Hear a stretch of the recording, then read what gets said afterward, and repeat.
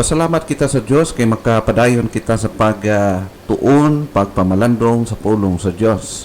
Kagahapon nagkahisgot kita, why must avoid drifting away.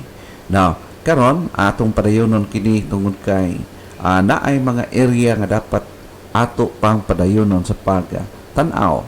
This time ato nga hisgutan ang common signs of drifting.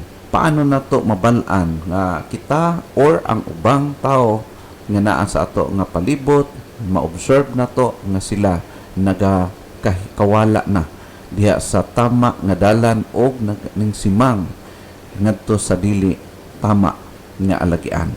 Now, according din sa Hebrews chapter 12 verse 1, for this reason we must pay closer attention to the things we have heard, or we may drift away. In verse 2, for if the word spoken by angels was steadfast, and every transgressions and disobedience receive a just recompense of reward. In verse 3, how shall we escape if we neglect so great salvation, which at the first began to be spoken by the Lord, and was confirmed unto us by them that heard Him. Ato makita karon nga buntag, the common signs of drifting. Ang mga timailhan o sayon kayong tan-awon, maobserbahan, alang ni atong nagaka-anod niini nga kalibutan. Ato makitaan sa una na to pagtuon ang unsa ang dapat atong mahibaluan about drifting. Ang una, drifting requires no effort. Dili na mistil haguan. Kung gusto ka magpaanod ning kalibutan na, just stop sa kinabuhi na subay sa kabubuton sa Ginoo. In such a way, we are drifting. It is an unconscious process. Ikatulo, drifting is always downstream, and downstream speed increases. Drifting is dangerous to others, and it ends in shipwreck. Now, this time ato nga tutukan the common signs of drifting. Now, by the way, drifting means traveling about without any clear destination. Kana bitang kinabuhi nga wala nay goal, wala nay tunong, wala nay purpose, o wala nay spirituhanon nga bahin nga mga handom alang sa Ginoo. That's a sign of drifting, traveling about without any clear destination. Now, bisan asa padulong, asa dala sa hangin, tua, o himo siya nga destructive na klase nga pagkinabuhi. O usa ka butang nga atong makita. Common signs of drifting. Number 1, diminishing desire to study God's Word and prayer. Pag mao kini makita nato sa atong kinabuhi gala personally, ang challenge is let's focus on ourselves. Ato tanawon atong mga kaugalingon. Diminishing desire to study God's Word and prayer. Kung nagakawala ang handom nimo sa pulong sa Ginoo o sa pag-ampo, mauna nang sign nga nagakaanod na ikaw nining kalibutan na. Kung ikaw karon papilion, labi na sa ato nga mga pamatan-on karon, Bible or cellphone. Kabalo ka na kung unsay i-pick up nila. Bible versus cellphone.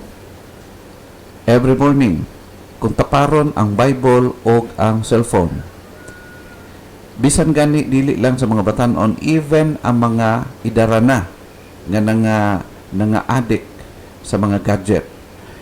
Now, ikaw mismo karon nagapaminaw, maka-decide ikaw which is more important para sa imuha. Every morning, pag matag nimo, cellphone versus Bible. Unsa imong ginapunit una? Now, remember, the Bible is a unique book. Usa ka unique nga libro because it is a source of information not found anywhere else. Bisan sa tanang mga libro sa tanang library sa tibuok kalibutan, ang pinaka-unique mo ang Biblia. Unya, buot pasabot, unique siya, importante kayo siya sa tanan nga mga libro. Pwede ra ug wala ang tanang libro except sa Bible. Ha? So, mao kana siya ka-importante because in the Bible, we truly know our origin, purpose, and destiny. Na kung imong tan-awon, daghan mga libro nga nagatudlo nga dili mao. Ha? Ang daghan naga pamatuod nga ang tao gikan sa unggoy. Pero ang Bible nagsulti nga ang tao giumol o gibuhat gayod mismo sa gamahanang Dios. Ha? Mao kana siya ato makita ang Bible ang nagsulti ni ana og wala pa ang siyensya, wala pa ang tanang libro ang Ginoo nagsulti na daan dinhi sa Biblia mahitungod sa origin sa kalibutan, origin sa kinabuhi sa tao o ang iyang destiny. Ha? Mao kana siya. Makita lamang nato sa Bible. It tells us also about sin or a dreadful consequences of sin.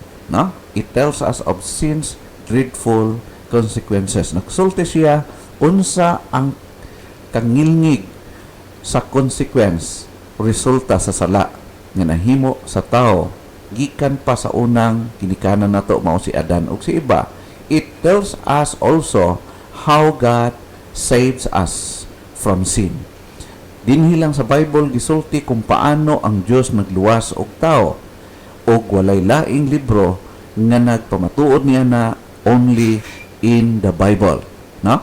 It proves direction for living a happy and a useful kind of lives. No? Kitang tanan gisultian sa Ginoo kung unsa paano magkinabuhi nga kana ginang mapuslanon diha atubangan sa Ginoo nga klaseng kinabuhi. Kinabuhi nga adunay direksyon. According sa Psalm chapter 1 verse 1 atong mabasa, "Blessed is the man that walketh not in the counsel of the ungodly, nor standeth in the way of sinners, nor sitteth in the seat of the scornful." Ato makita kinsa day ang tinuod nga bulahan, blessed man, those who walk not in the counsel of the ungodly, nor standeth in the way of sinners, nor sitteth in the seat of the scornful. Ato makita din higala nga kung ang kalibutan atong tan-awon sukwahi ang ilang pagtan-aw sa taong bulahan, kay niining kalibutan na ang kasagara ang mutan-aw gyud sa taong bulahan katong maging successful sa ilang career o nahimong dato, nahimong prominente niining kalibutan na. That's the eye based sa panan-aw niining kalibutan. But in the sight of God is very, very different. The blessedness is depending on his walk with the word or with the will of our God. In verse 2 it says, "But his delight is in the law of the Lord, and in his law doth he meditate day and night." No? Ang iyang delight, ang iyang kalipay, ang iyang interest sa pagkinabuhi is naa diya sa kabubuton, sa pulong sa Ginoo. O ingon siya dinhi, "And in his law doth he meditate day and night." Ang iyang yung pinaka-favorite nga basahon, favorite nga kaubanon sa ang pagkinabuhi mo ang pulong sa Dios. Pero karon nga panahon higala sad to say nga mabuhi ang tao nga walay Bible basta na alay cellphone. Og dili na sila at is nga walay cellphone sa ilang bulsa pero ang Bible never nilang dalon kung asa sila mag-adto. Mao kana siya to makita igala. And in verse 3, "And he shall be like a tree planted by the rivers of water, that bringeth forth his fruit in his season. His leaf also shall not wither, and whatsoever he doeth shall prosper." Ato makita dinhi the true prosperity is when a person lives according to the will of God, the true blessedness of human being. Brothers and sisters, friends, when we lose our desire to study God's Word, we are drifting. Sa dihang nagakawala ang imong desire, handom para sa pulong sa Ginoo, that's a very clear sign that you are already drifting away from God and from His will. Remember that prayer is a wonderful blessing or opportunity, privilege given by God. It is an avenue to communicate with God. Mao kining pamaagi nga ang Dios makikistorya kanato. In fact, naghatag siya challenge kanato dito sa Old Testament in Jeremiah chapter 33 verse 3. Come unto me, ingon siya, naga-challenge siya kanato nga makikistorya kita, maga-pray kita kaniya. Ingon siya, and I will answer thee, and show thee great and mighty things which thou knowest not. Nagasulti ang Dios nga mo approach kita diha kaniya. Walay limit ang oras, bisan unsang panahon o bisang asa ka nga dapit. So ato makita nga open ang communication nga hatag sa Dios kanato. The only thing nga ang tao usahay ang dili na naga-approach diha sa Ginoo. Even Jesus, who loved His Father, open, prayed. Si Jesus Christ mismo ingon nga nagpadayag siya nga siya nahigugmang tinuoray dito sa iyahang amahan.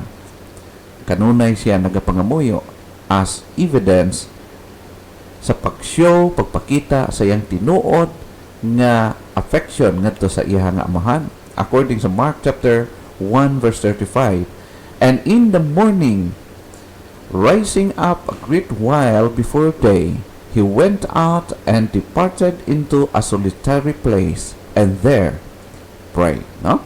Na ato makita nga morning, early in the morning, si Jesus Christ nangita, nagahimo siya, nagasik siya o usa ka solitary place wherein maka pakikistorya siya siyang amahan nga iyang higugma. Kumusta ka higala? Aduna ka ba'y solitary place or time with God nga makikistorya ka sa imong Ginoo? In Mark chapter 6 verse 46, another verse, and when he had sent them away, he departed into a mountain to pray. So ato makita nga usa sa purpose sa pagkinabuhi ni Jesus Christ, usa sa iya nga mga interest sa pagkinabuhi is to pray, to have his communication ngadto sa iya nga Father. He's concerned that his disciple never to stop praying. O nakita ka na Jesus Christ nga importante kaayo ang pag-approach, pagpangamuyo. Gani pa nagasulti siya din sa Luke chapter 18 verse 1, the very purpose nga gihatag niya kining maong parable. In verse 1 nagingon, Jesus told his disciples a parable about their need to pray all the time and never give up. Mao kana siya ang purpose nga kung imong tan-awon ang Luke chapter 18 verse 1 paubos, imong makita higala nga si Jesus Christ nagsulti siya nga ang iya mga disipulo gina-challenge niya nga mag-ampo, magpangamuyo og dili gyud moundang sa paghimo niini. That's a common signs of drifting. Ang una, diminishing desire to study God's Word and prayer. And number 2, diminishing desire to be with God's people. Ikaduhang nga signalis, kana bitang wa na kay gana nga makig-uban, makighalubilo sa imong isig ka Kristohanon.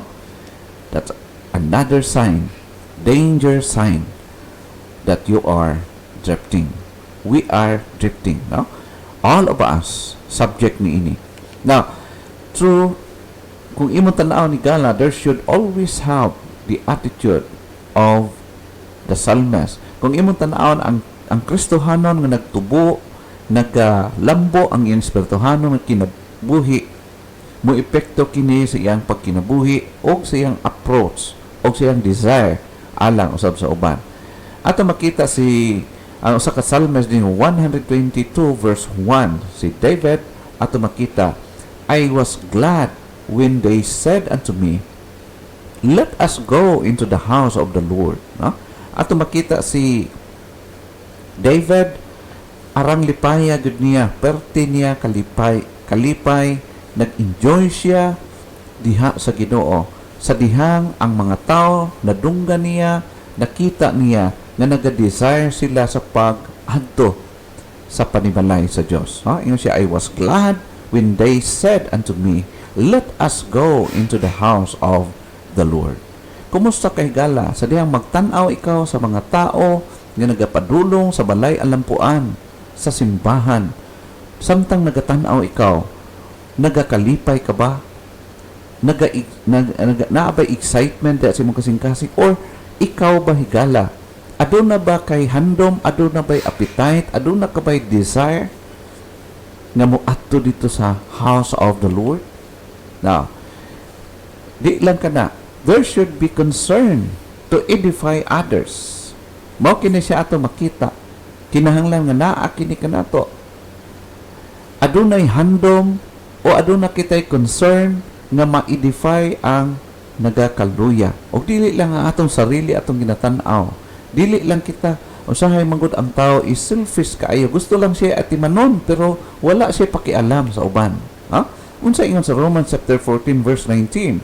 Let us therefore follow after the things which make for peace, and things wherewith one may edify another. So, the word is one may edify another. Ang concern, ang desire is to edify others. Dili nga para lang ako madasig, muadto ko para ako madasig. No. That is not the primary purpose. Kundili nga madasig ko ang uban. That's the right thinking. Na kanang moingon nga gusto ko madasig, muadto ko kay gusto ko madasig, selfish kind of attitude. Ang atong handom, ang atong concern is to edify others. Ang atong kinabuhi maging challenge o maging encouragement alang sa uban. Now, brothers and sisters, friends, asa ka mag-enjoy nga grupo? Honestly, asa ka niining mag-enjoy?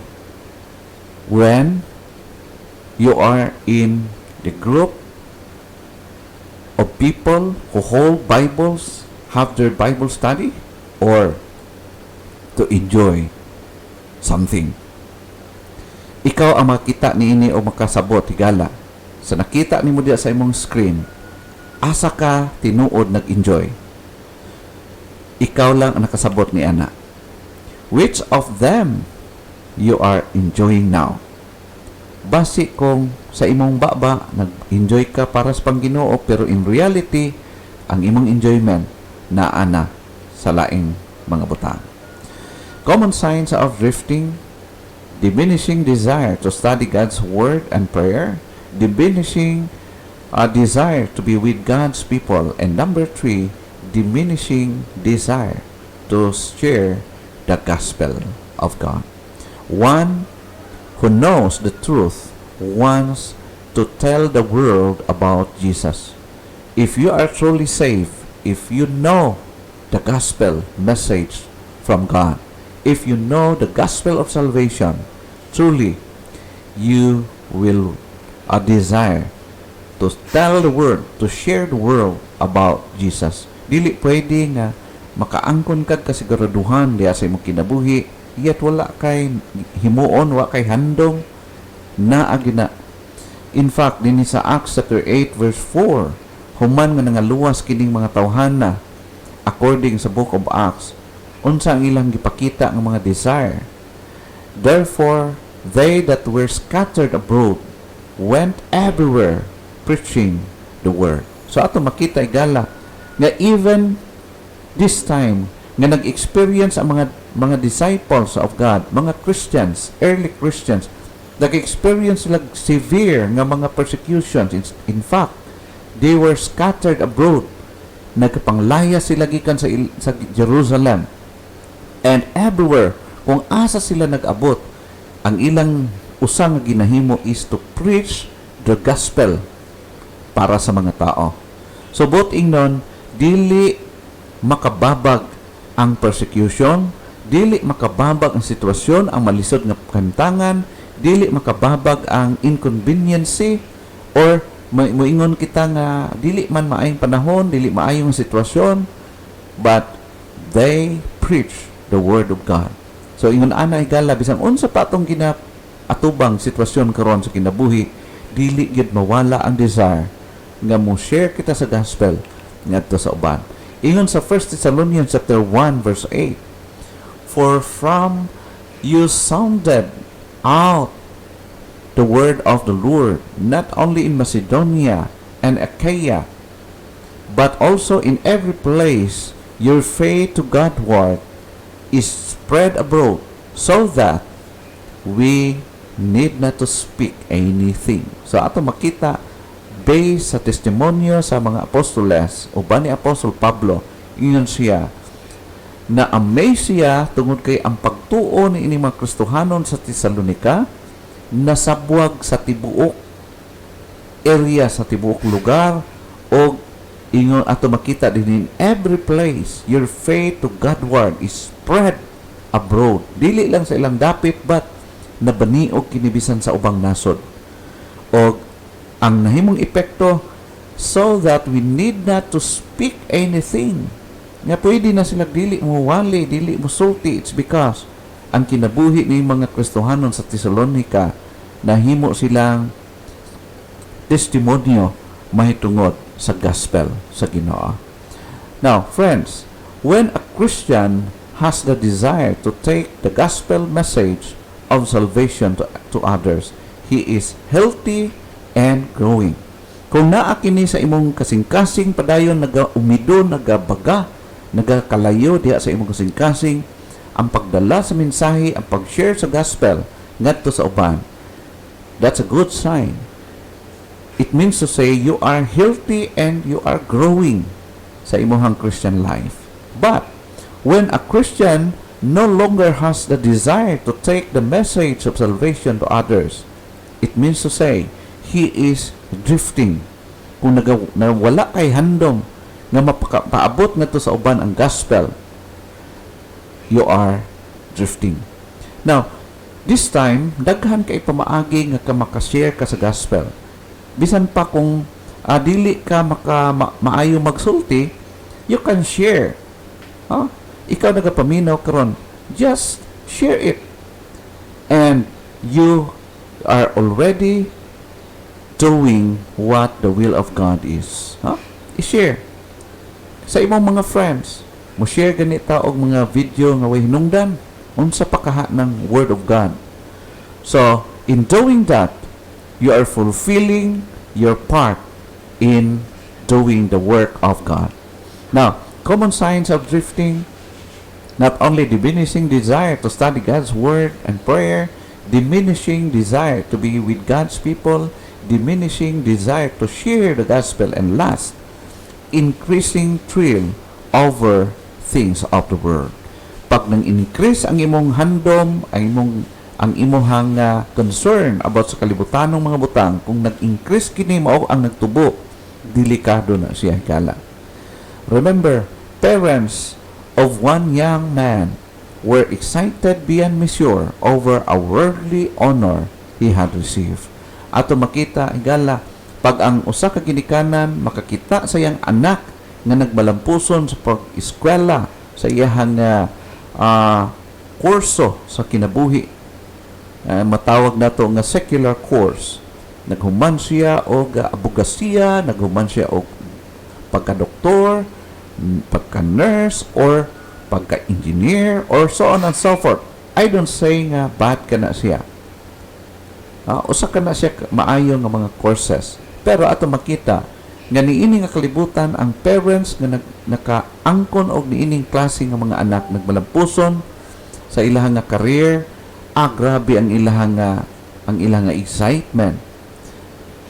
O sad to say, nga dili ka na nato makita sa ang ilang excitement kung ang ilang anak naghuman sa seminary, nakahuman og mga kurso nga pang Ginoo.